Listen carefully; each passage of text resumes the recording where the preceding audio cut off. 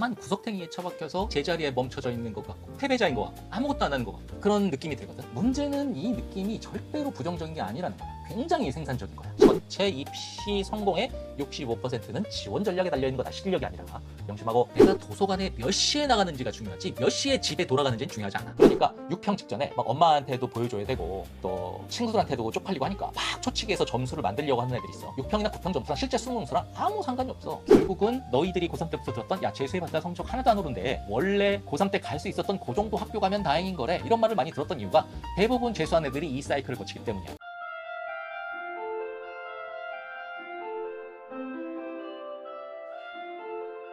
독학반수, 상반기, 주의사항, 챙겨야 될 사항, 알아둬야 될 사항 계속 이어가자. 고독, 고립감. 자, 이게 무슨 얘기냐면은 형들이나 언니들이 요 시기쯤에 한 뭐 5월이나 그때쯤에 연락이 와서 제일 많이 호소하는 어려움이 뭐냐면 외로움, 고립감, 나만 도태되고 정체되는 느낌 이거야. 그러니까 쉽게 말하면 뭐냐면 가방을 메고 도서관에 공부를 하러 가는데 이상해. 사람들은 모두 열심히 자기 길을 가는 것 같고 모두 행복해 보이고 모두 뭔가 생산성 있는 일을 하고 있는 것 같은데 나만 구석탱이에 처박혀서 제자리에 멈춰져 있는 것 같고 패배자인 것 같고 아무것도 안 하는 것 같고 그런 느낌이 들거든. 이건 심리적으로 외로움이나 고립감에 해당되는 거야. 이것이 슬럼프를 가져오기도 하고 이것이 의욕을 급격히 떨어뜨리기도 하는데 문제는 이 느낌이 절대로 부정적인 게 아니라는 거야. 굉장히 생산적인 거야. 그런데도 불구하고 배경 지식이 없으면은 이 감정에 대해서 자기가 불안감을 느끼게 되면서 오히려 자신감을 잃어가게 되는 거거든. 사실은 굉장히 생산적인 느낌인데 학술적으로 보면 사이토 타카시라는 교육학자야. 집중력과 창의성을 줘. 혼자 있는 그 느낌. 공부 역시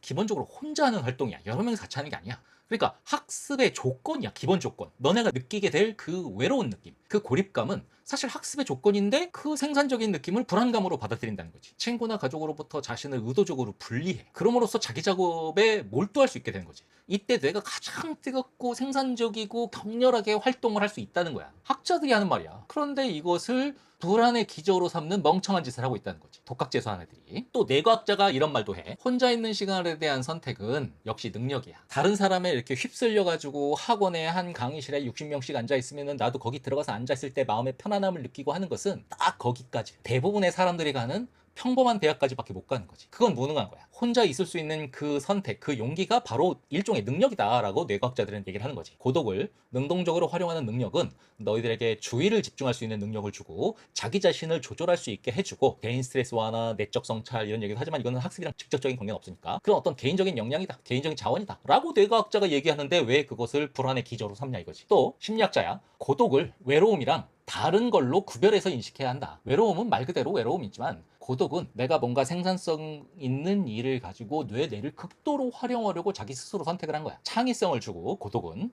또 자기 이해를 줘.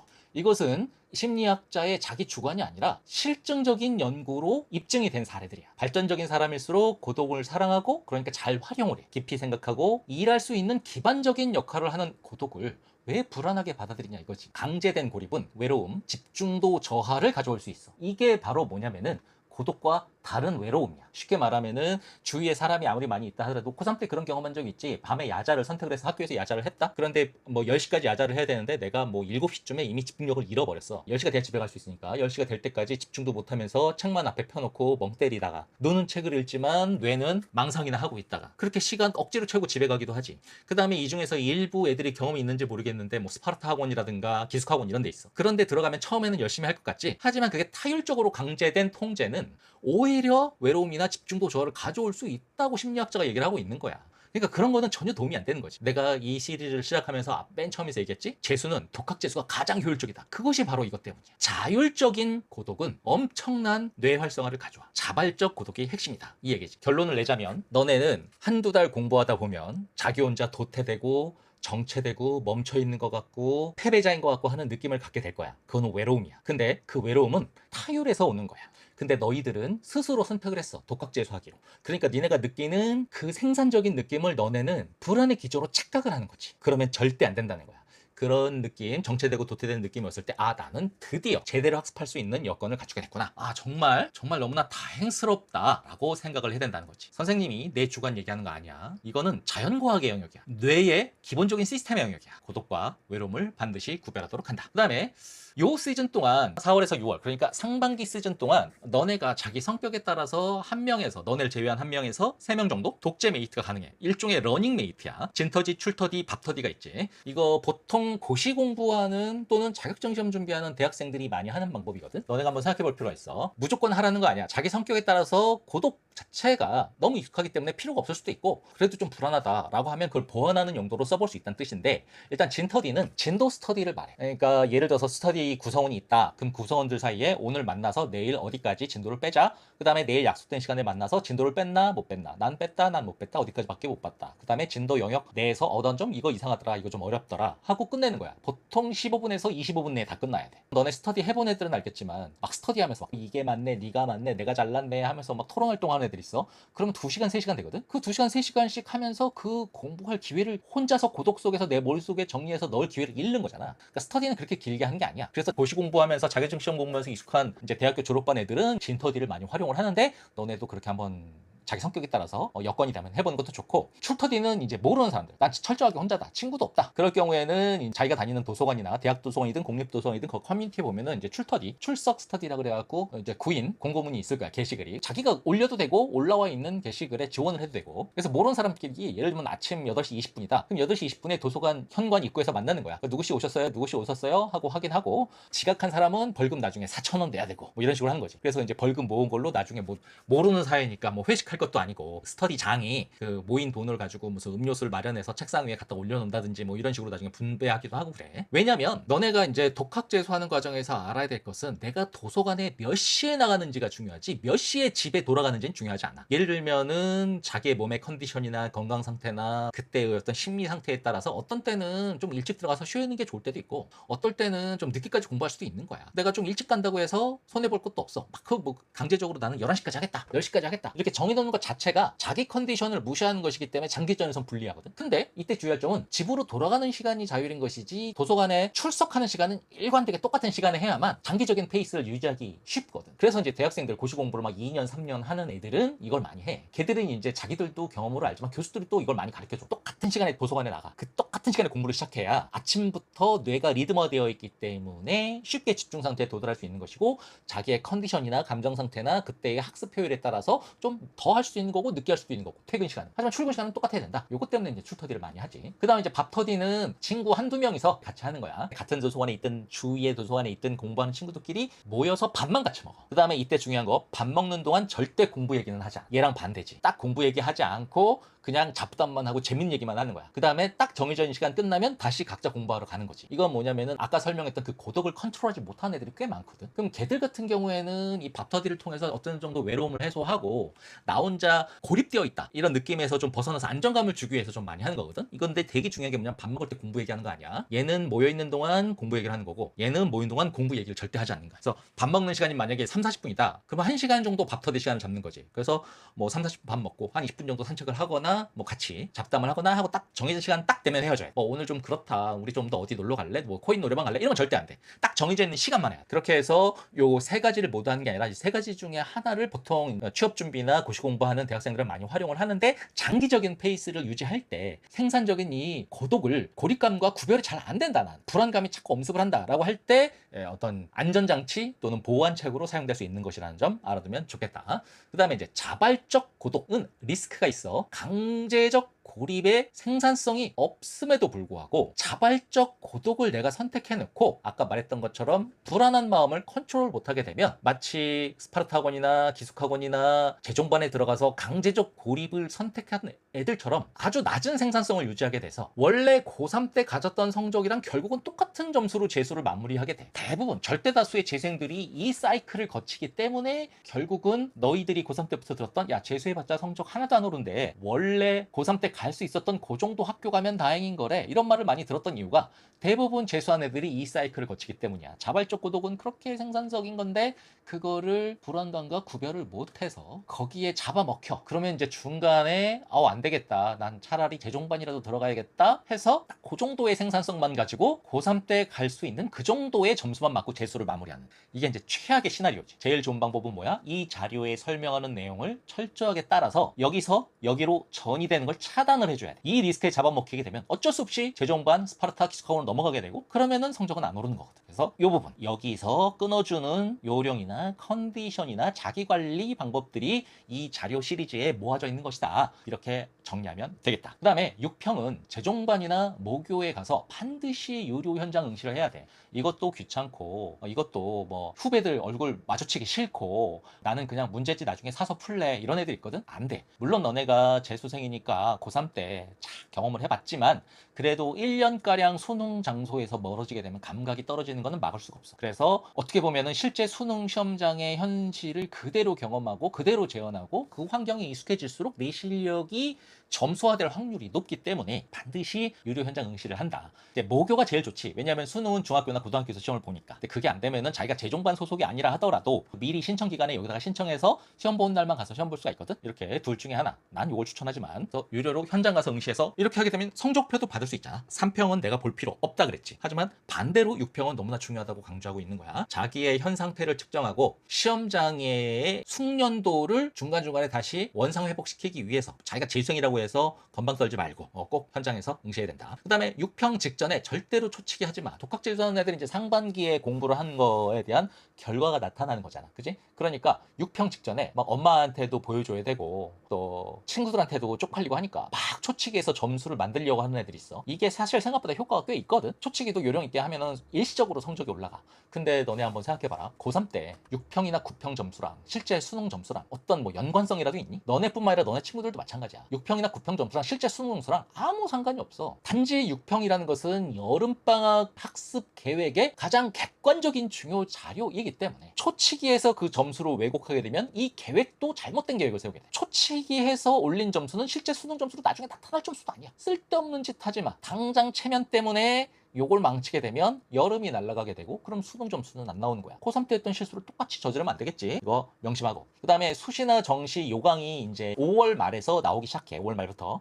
그 다음에 이제 뭐 메인 학교들은 건방 떨면서 8월에 내기도 하고 그렇지. 이때쯤 되면은 한 6평 본 직후 정도 되면은 한 절반 이상이 요강을 공개를 하거든. 그러니까 요거를 뭐 암기하고 숙지한다기보다 다운로드 받아놔. 요강을 볼 때마다 학교 입학처 들어가서 보게 되면 귀찮아서 정말 필요한 정보를 대충 기억에 맞춰서 그거 몇 %였던 것 같은데? 그거 내신 반영했던 것 같은데? 뭐 이런 식으로 하고 생각하게 되면 계속 자기 공부 계획이나 지원 전략이 겉돌게 되거든. 넉넉히 6평 보고 나서도 EBS만 계속 풀고 있다고 해서 합격하는 게 아니야. 이 시리즈 앞에서 얘기했지. 전체 입시 성공의 65%는 지원 전략에 달려있는 거다. 실력이 아니라. 명심하고 그 다음에 수시 지원 라인을 요강을 대충 봤잖아. 초벌로. 이 지원 라인이라는 것은 과랑 상관없어. 어느 학교 최대, 어느 학교 최소. 그러니까 난 재수까지 했으니까 이 밑으로 가려면 난 차라리 삼수를 하겠다 하는 라인이 최하 라인이 되겠지. 그 다음에 지금 갈 수 있는 학교 말고 지금부터 올해 내내 하반기까지 공부할 거 아니야. 그 공부까지 해서 내가 올리려는 성적의 지향점 목표가 있을 거 아니니. 지금 당장 못 간 학교를 하더라도 그게 이제 최고 상향선이 되겠지. 그래서 구간을 정해놔야 된다. 대충 성적된 대로 제일 높은 데 가야지가 아니라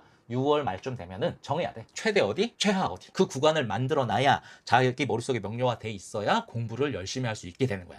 어정쩡하게 최대한 열심히 해서 최대한 좋은 학교로 가야지. 이걸로는 학습 효율이 장기전에 있어서 유지가 될 수가 없어. 꼭 명심하고. 그 다음에 이제 드디어 7, 8월이야. 고3 때도 많이 봤겠지만 사실 수능에서 제일 결정적인 역할을 하는 거는 9월, 10월에 어떻게 수능 정리를 하느냐가 사실 점수를 결정을 하거든. 그런데 문제는 뭐냐면 9월, 10월에 스퍼트를 제대로 내려면 체력이 받쳐줘야 돼. 저는 작년 고3 때 9월, 10월에 체력적인 문제가 없었네요 하는 애들은 공부를 그냥 안 한 거야. 공부를 안 했으니까 9월, 10월에 체력이 남아돈 거야. 공부를 제대로 하면 100명 중 99.9명은 정상인이라면 체력이 그때쯤 고갈이 돼. 그 얘기는 뭐냐? 9월, 10월에 누가 체력이 더 많이 남아있느냐가 승패를 결정한다는 거야. 독학재수에서는. 그런데 체력이 그때 남아있느냐 안 남아있느냐는 어쩔 수 없이 공부를 열심히 최대한 하면서도 이 더위 속에서 체력 소실을 최소화하는 애들. 그게 관건이거든. 다시 정리할게. 9월, 10월이 제일 중요하다. 하지만 9월, 10월에 스퍼트를 내기 위해서는 7, 8월을 어떻게 보는지가 되게 중요하다. 자, 들어가자. 일단 7월 1일이 딱 되면 선생님이 이 시리즈 앞에서 뭐라 그랬지? 국영수부터 잡으라고 그랬어. 탐구 아예 하지 말라 그랬다. 근데 그럼에도 불구하고 연초에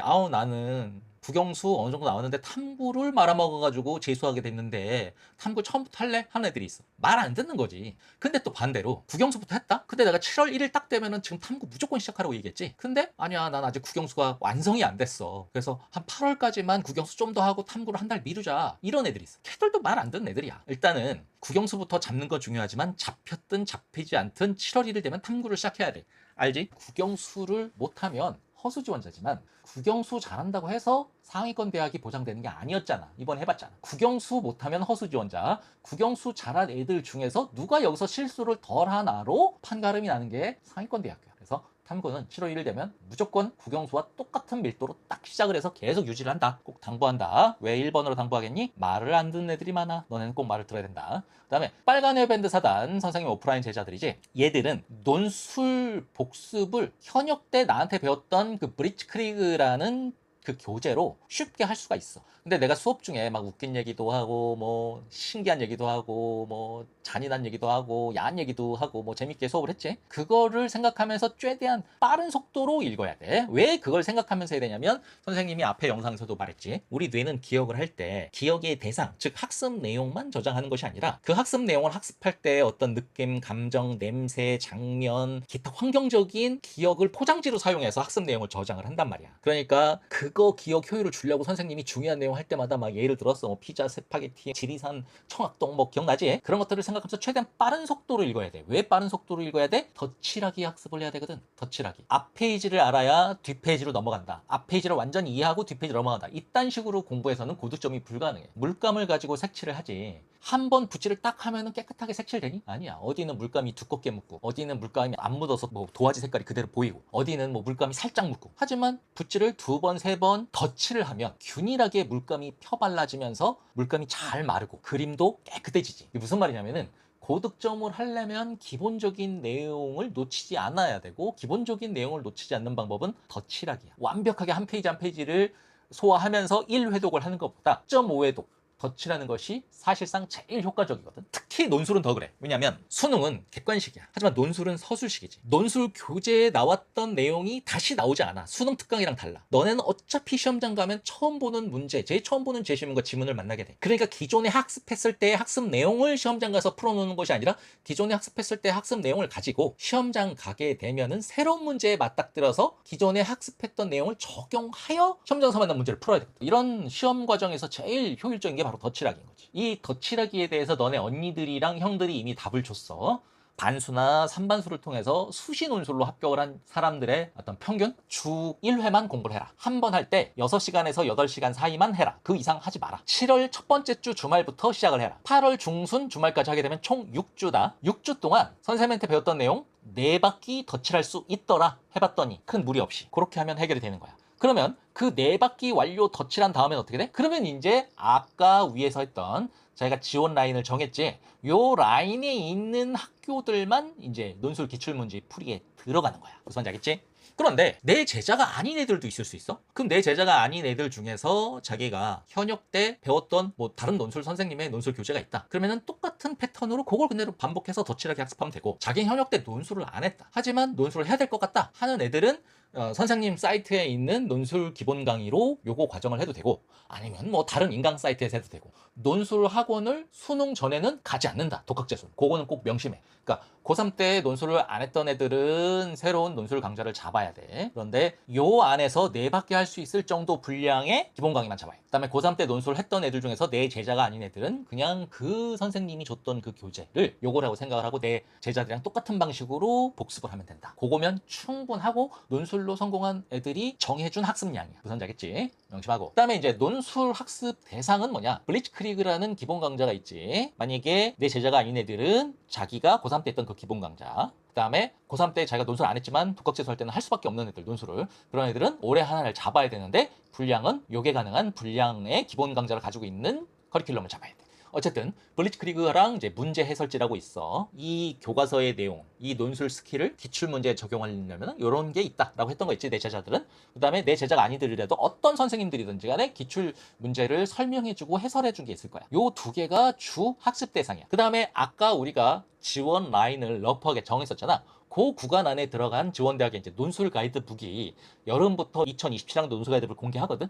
그 지원 라인 안에 들어있는 그 대학교의 논술 가이드북만 이렇게 학습을 하면 돼. 그러면은 요 전체 학습량이 과탐이든 사탐이든 탐구 한 과목의 6분의 1 정도 분량밖에 안 돼. 그러니까 한 뭐 2단원 정도? 그 정도 분량밖에 안 돼. 이거 꼭 명심하고 요것만 우리는 학습을 한다. 그러면 학종은 우리는 어떻게 할까? 1단계 합격 후에 면접 대비를 해. 학종은 2가지가 있지? 서류 100%가 있고 서류 플러스 면접이 있어. 너네가 이번에 독학 재수하면서 어떤 걸 쓸지는 너네가 정하겠지만 일단 서류 100%인 경우는 이게 상관이 없지. 공부할 게 없지. 그냥 서류 내면 끝이야. 하지만은 어떻게 내 서류를 좋게 봐줄 학교와 모집 단위를 고르느냐.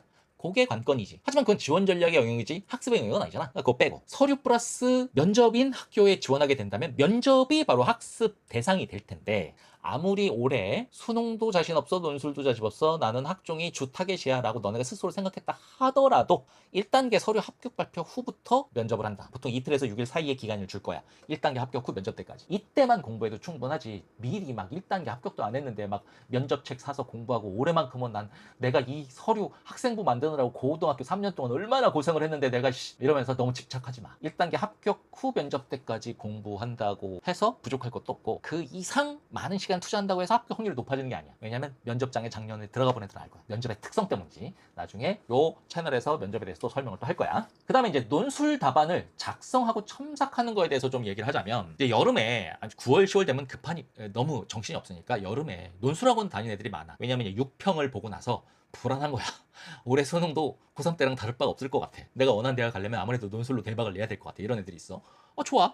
나쁜 전략 아니야. 근데 그렇다고 해서 논술학원에 가서 답안을 작성하고 첨삭을 하는 애들이 있어. 근데 혹시 고3 때 자기가 논술학원 다녀본 애들은 알 거야. 내가 답안을 작성하고 첨삭을 하려면 하루가 날라가. 일단 1시간에서 2시간 걸려서 대치동 논술학원에 가. 그 다음에 일단 가자마자 문제지랑 답안 원고지 주고 답안을 쓰래. 실전 답안이니까 실제 시험장대로 90분에서 2시간까지 작성 시간이 있겠지? 그거 써. 그 다음에 끝나고 나면은 강사가 들어와서 그 문제에 대한 해제를 한 1시간 정도 해줘. 그 다음에 끝나고 나면은 자기 첨삭 시간을 기다려. 내 순서가 되면 첨삭쌤한테 첨삭을 되면 첨삭을 받아. 그 다음에 그거 끝나고 나면은 집에 와. 8시간 정도 걸려. 그럼 하루 날아가는 거야. 그럼 과연 답안 작성 및 첨삭이 그렇게 중요하냐? 너네는 논술은 많이 써봐야 돼 이런 말 많이 들었을 거야. 근데 그런 말을 누가 했는지 모르겠지만 둘 중에 하나야. 논술에 대해서 아무것도 모르는 사람이거나 그 다음에 논술 학원 강사야. 왜냐면 논술학원 입장에서는 너네 수업은 법정 수강료에 적용을 받아. 하지만 첨삭은 법정 수강료에 적용을 안 받아. 그러니까 매번 수업 때마다 답안 작성이랑 첨삭을 시켜야 많은 돈을 수납할 수가 있단 말이야. 그냥 그 마케팅일 뿐이야. 무슨 얘기냐면 쓰면 쓸수록 논술 합격률이 높아진다는 건 일단 틀린 말이고 쓰면 쓸수록 문장력이 늘어나는 건 사실이야. 하지만 쓰면 쓸수록 문장력이 늘어날 만큼 많이 쓰게 되면 수능이 8등급이 나와. 무슨 말인지 알겠지? 막 쓸 수가 없다는 얘기야. 그 다음에 너네가 논술을 준비했든 안 했든 너네는 초등학교 때부터 수행평가를 해온 애들이야. 너네가 논술에서 떨어진다면 제시문에서 포인트 키워드를 찾아내고 여러 제시문들 간의 연관관계 파악하는 데 실패를 하거나 제시문에 너무 경도돼서 논제에 할당되어 있는 요구사항과 제한사항의 역학적 관계를 파악을 못해서 출제자들을 놓쳤거나 그런 것들 때문에 떨어진 거지 문장력이 나빠서 떨어진 게 아니야. 너네 12년 동안 수행평가한 정도면 충분해 문장력은. 그러니까 답안 작성이나 첨삭은 사실 안 해도 된다. 선생님 카페에 들어서 합격 후기 읽어봐도 아무 상관이 없다 이거는. 그렇게 써놓은 언니들 형들도 되게 많아. 그런데 자기가 원년에 논술 응시 자체를 안 해봤었거나 시간 내에 자기가 답안 작성할 수 있을지 없을지 모르겠다, 확신이 없다 하는 애들은 답안 작성이나 첨삭을 통해서 논술 실력을 향상하기 위한 것이 아니라 시간 내에 쓰는 답안을 완성하는 연습을 하기 위해서 월 최대 2번, 정말 이건 정말 과한 거야. 그다음에 보통 월 1번 정도만 하면 충분하다. 근데 지금 여기가 어디지? 7, 8월 시점이지? 그러니까 뭐야? 7월 1번, 8월 1번, 9월 1번. 3번이면 끝이야. 3번만 써보면 된다는 얘기지. 그지? 그 다음에 7월, 8월 2달 만에 수능을 반드시 안정궤도에 올려야 된다. 이거 꼭 명심해야 된다. 그러면은 7월, 8월 2달 만에 수능을 안정궤도에 올린다는 것이 무슨 말이냐? 요거 다음 시간부터 제대로 정리해 보도록 하자.